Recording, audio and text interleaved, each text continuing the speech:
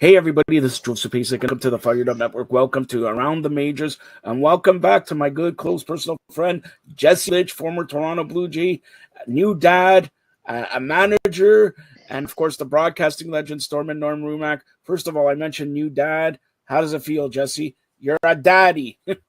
Yeah, it's fun for sure. It's a fun process. Getting plenty of sleep finally, so that helps the process for sure. But it's just a day-to-day thing now, and do the dad stuff and baseball at the same time. How old's the little girl? She's almost 5 months. 5 months. Wow, wow. All right, we're gonna start here talking of baseball.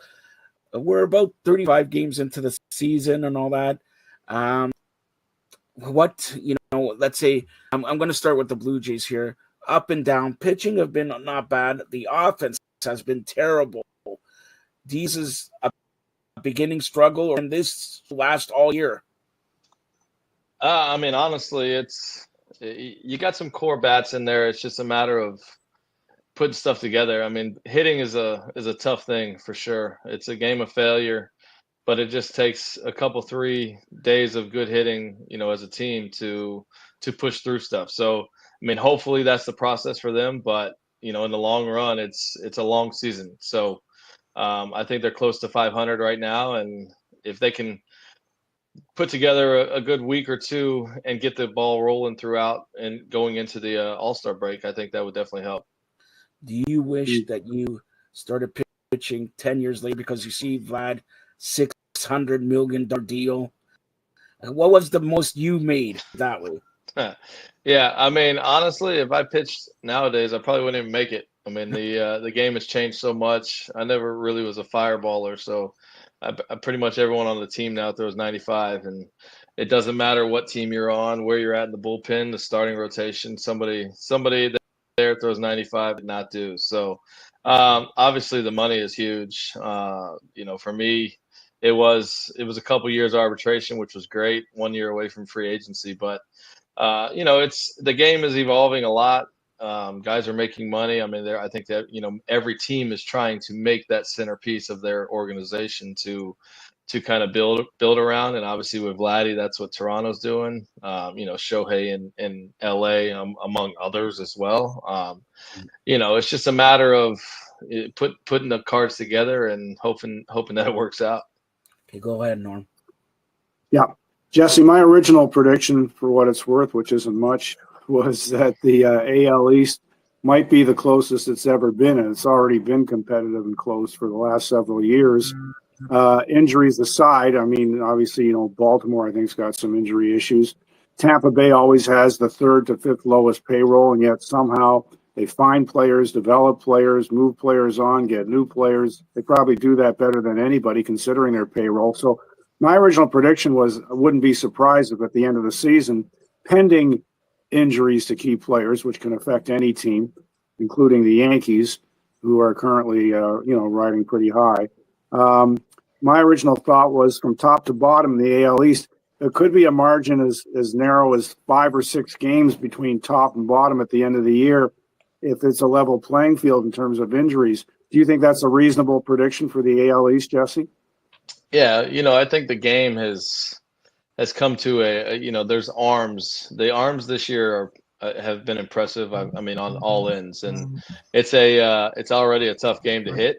But you start throwing 100 consistently, and guys coming out of the pen in the sixth inning, your bullpen's pretty much shut down. If you get to the seventh, eighth inning, that helps the process for sure. There's definitely been some high scoring games, but majority have been low scoring, and it's something that I think is going to throughout the year is going to stay the same. I think Baltimore eventually, once people get off the IL, they're gonna take a notch up. But the teams that are at the top are always at the top for a reason. And you say development, like the Rays develop definitely some of the best players. The way throughout the minor leagues, and I've known some kids that have been down there.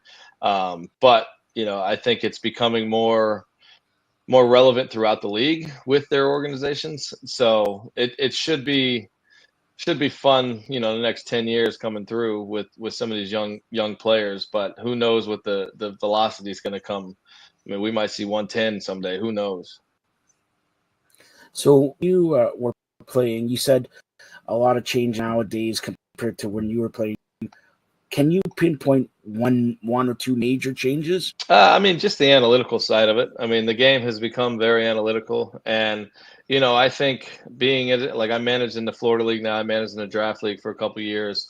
I've been around the analytics side of it, and I can understand why they're doing it, and then I can understand the other side of it as well. Putting the old school with the new school, I think is definitely going to be huge. It's just some organizations have to come back to the middle grounds with that process.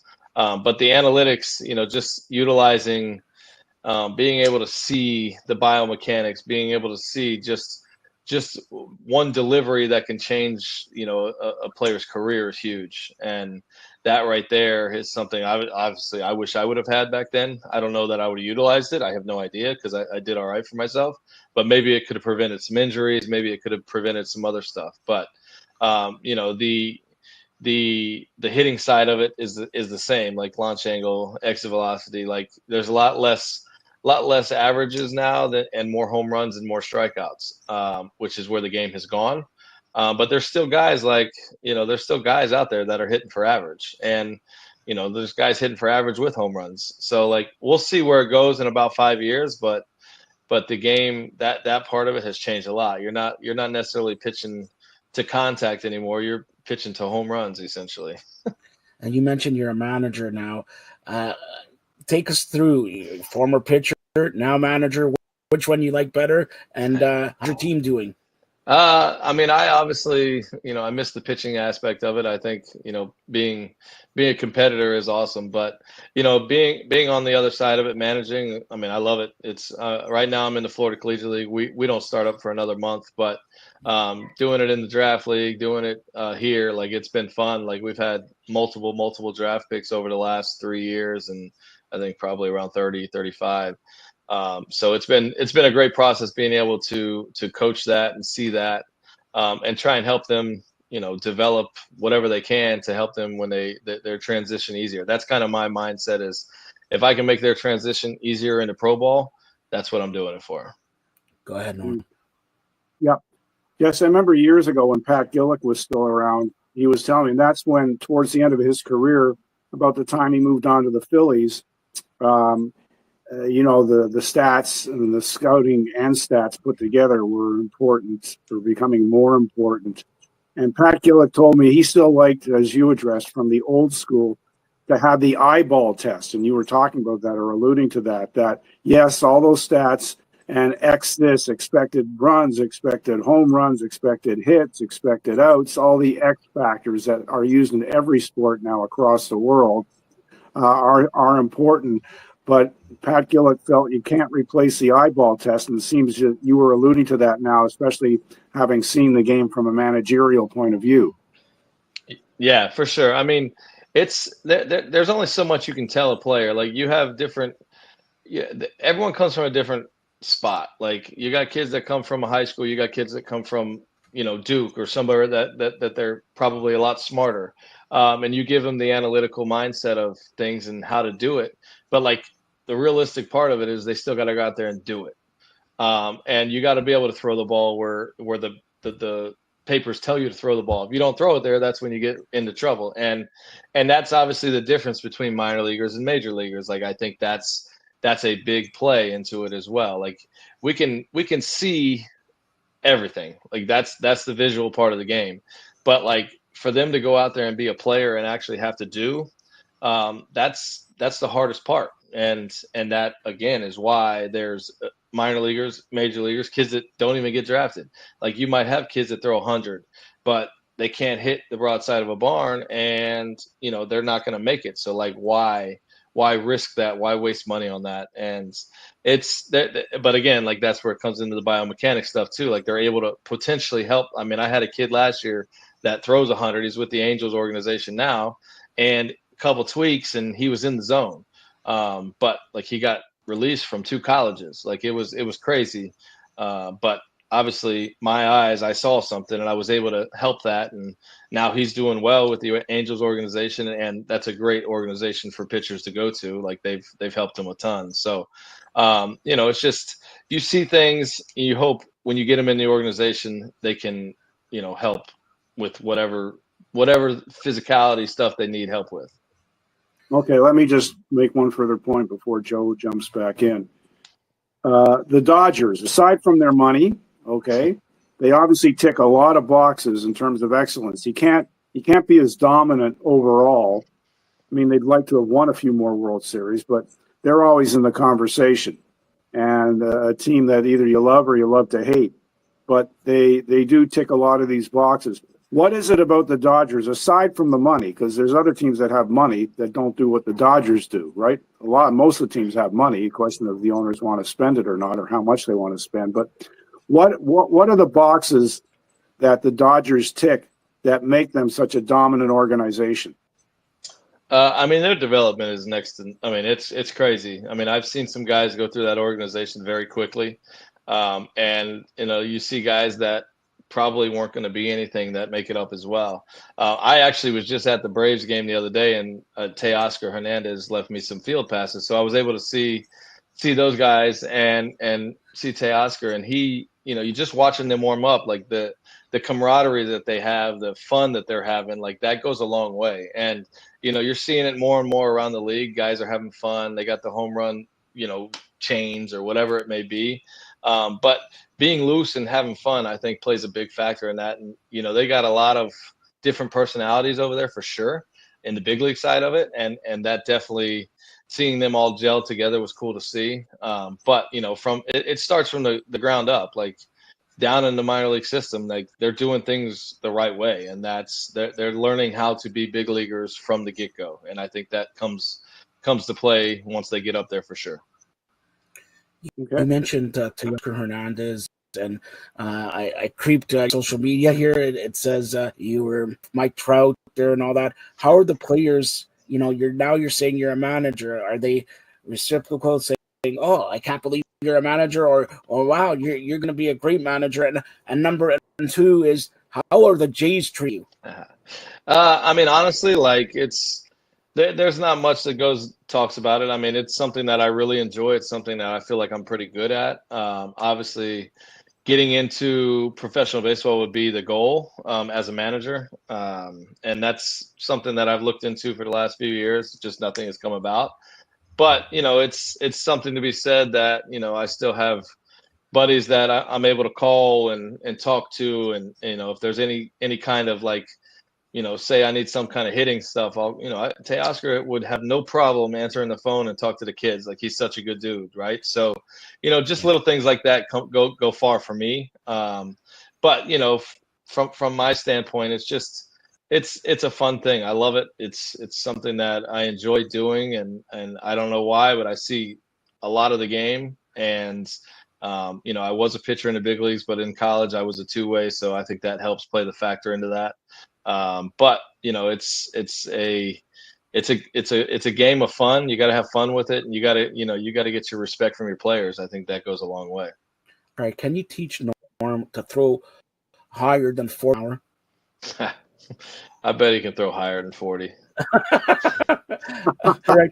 And watching where you're situated, it's Julia serving there and all that. You're other sports, and what other sports do you like? We're in the NBA playoffs, NHL playoffs. Who's your this year? Oklahoma looks good. Boston defending. Honestly, I don't know. After Golden State won that first round, I got to go Golden State. Steph Curry looked good at the end of the game. He's that team's just they're very. There's a lot of good teams right now. Minnesota looked good. I think it's going to be a team that was not supposed to win is going to win. That's my goal. That's my guess. It's going to be a 3 to 6 seed's going to win, not a 1 seed. Hey Jesse, I got to ask you. Especially living here and born and raised in Toronto, so the hockey passion not only in Toronto but right across the country, right? So, from a hockey point of view, the hockey people feel that the Stanley Cup is the toughest trophy to win. 4 rounds of playoffs. We don't, you know all about the game. We don't have to elaborate on that, how tough it is physically, et cetera, et cetera. But then you got football, basketball, and then the wear and tear of baseball with a number of games. As neutral as you could possibly be, and you're a baseball guy, so I'm not knocking anybody. I'm not picking favorites. I'm just saying, is that fair to say, or is it fairly objective to say that the Stanley Cup would be the toughest trophy to win in all of professional sports? Because I think every sport, they have their own, points to make about, well, and in baseball, you say the number of games you got to play, the very few days off you get, all that. So what's your take on that?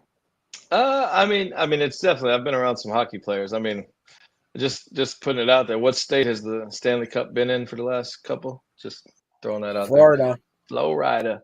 But we've done well in Florida with that process. But yeah, I mean, it's definitely, I've been around some hockey clubhouses after the game, and man, you would never know it, but those places, they don't smell very good. And it just goes to show you the kind of, what they put into the games and into what they need to do. And they're tough. I wouldn't be getting hit by a hockey puck in the face for any means. So, and I know, it's a North American thing. So it's a little bit different. I mean, obviously baseball, you got the Blue Jays, but in hockey, you got multiple hockey teams that are up north. And, you could put any of the trophies into a hat. Obviously football, I mean, the life expend, like you're playing 2.5 years of football and that could be it, right? Like depending on what position. So like there's a lot that goes into everything. But that I've heard the same, the Stanley Cup is sought after. Obviously the World Series champ is, for me, because I was a baseball guy, is awesome.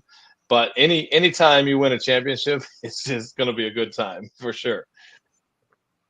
All right. So on that, I'm going to ask you, you played for the Blue Jays 2019.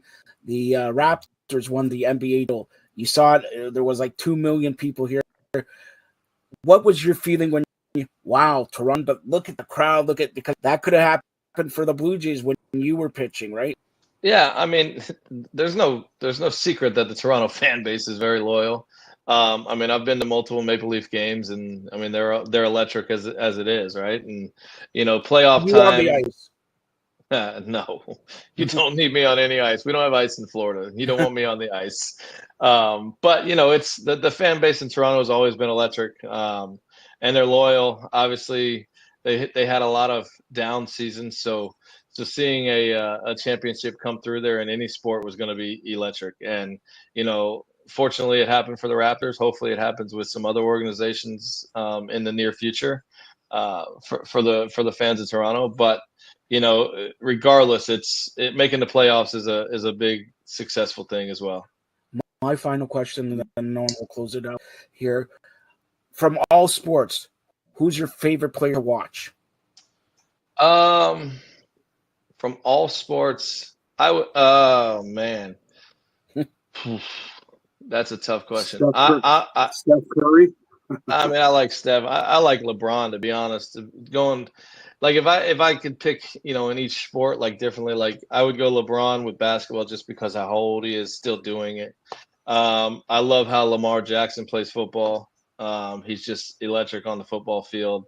Baseball, I mean, there's so many, but it's hard not to like Shohei right now.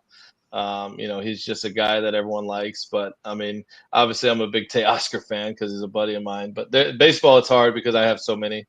And then, I mean, in hockey, what Ovechkin's done is just nuts. So, I can sit here and speak about any sport, but like watching individual, like overall, I mean, me and LeBron are 03 graduation year, so I'd probably go with LeBron. And I know you never mentioned golfing. A golfing game. You're in Florida. Yeah, I mean, I golf enough. Rory, I like Rory. I was happy Rory won, to be honest. I mean, he made it very suspenseful, but I was happy he won. So I've always been a Rory fan. Okay, go on, Norm. Close. All right. So just two quick questions before we wrap it up. One is, I remember hearing and reading, maybe you came across this also, Jesse, that some folks were saying that high school pitchers, I guess at a certain level of talent, were getting Tommy John surgery before they even needed it, thinking that, well, they're going to need it eventually if they make the majors. So get it while you're young and strengthen those tendons and ligaments that lead to Tommy John problems once you start your career. If you were speaking to parents who had elite level athletes who wanted to become major league pitchers, what would you say to them about having preventative Tommy John surgery? And yeah, I'm sure that must, for guys who actually pitched in the majors like yourself, that must lead to a fascinating conversation. And the other is your great friend Teoscar. What is it about him, aside from his God-given talent, that makes him to you such a special person? So just those two different questions, you could address them.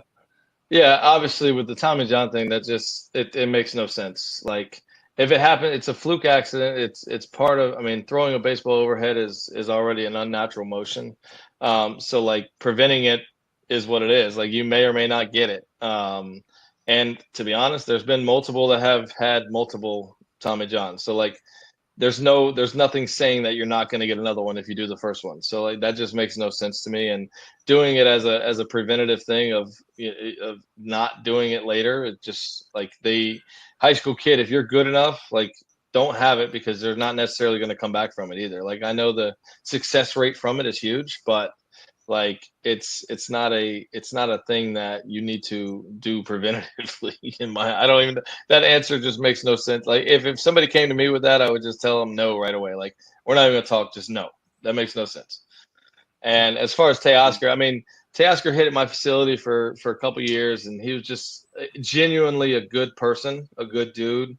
And like, he would stay after his hitting sessions and play, like, hit with my kids, hit with the 10 to 12-year-olds, 14, whatever team was coming in. Like, he'd stay out, hang out with them, and that goes a long way in the the game. I mean, I wish more people were like that. But his work ethic, I mean, if you sat there, like, he would hit from 2 to 4, 2 hours, no problem. And that's why he's so successful. That's why he made the money that he's made, because he was not necessarily the best guy, coming from Houston and then going to, I think he came to Toronto from Houston. Like, there's never been a year prior to, obviously, the last 5 that he jumped out. I mean, it was similar to Bautista, right? Like, their work ethic is why they are able to be as successful as they are. And watching him hit for 2 hours and not ready to keep going, like, that's what makes a big leaguer, and that's what makes him successful for sure. Yeah. By the way, speaking of Bautista, would you, looking back now, did you enjoy the home run bat flip in that playoff game? And I haven't seen too many guys do it in playoff games, but maybe I've missed something. It's like, I know it's probably overstated, and if you're a Blue Jay fan, you love it. If you're not a Blue Jays fan, not so much. If you're a Texas Ranger, obviously not so much. But do you have strong feelings about the bat flip, or is it just enjoy the moment and ride with it? If other people don't like it, well, that's the way it goes. I mean, I think there's a time and a place for sure. I mean, that was a playoff game that was for a whole country. Like, I understand the process behind that one. I mean, there's some now where these high school kids and college kids and even pro kids are doing it, that it's just like Zach Veen, I think, did it in a spring training game. Like, what? Like, in that, when he got called up, that's all they're talking about. And it's just like, there's a time and a place for sure. And I don't mind it to that extent. Obviously, it better go over the fence, because there's been a couple that haven't gone over the fence as well, and they're bat flipping. But the old me would have been like, let's hit the next guy. The new me is like, is it deserving? And that's what I would have to read into it. And I think you talk to any of the old school like, you talk to Clemens, like, I guarantee he's like, we're hitting 3 in a row or something like that. Like, that's just, those are the guys. That's the mentality they had anyway. But they'll hit 3 in a row and get the next 3 out. Like, I didn't really have that capability. I had to make sure I got as much as I could get. All right. Awesome. Good answer. Thank you. Yeah, thank you, Jesse. You've been watching Around the Majors on the Fired Up Network. Jesse, tell everybody how they can get a hold of you social media wise.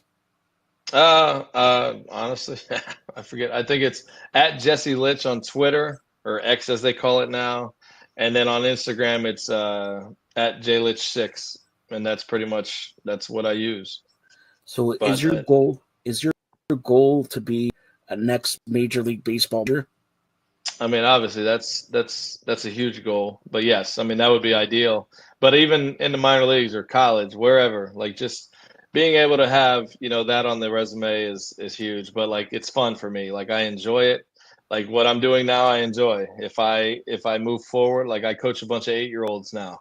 And we have a blast. It's been a blessing in disguise for sure. It's something that I've enjoyed a lot. I didn't think I would, but teaching the next wave, the game the right way is fun, and having fun while doing it makes it easier. But whether it's managing in the minors, college, pro ball, in some indie ball league, who knows? It's for me, it's whatever the road takes me, I'm ready for it. All right, that's Jesse Litsch, former baseball player, Blue Jays as well, and he'll be on periodically through the Fired Up Network to discuss Teoscar Hernandez maybe hitting 40 home run and Guerrero hitting 12.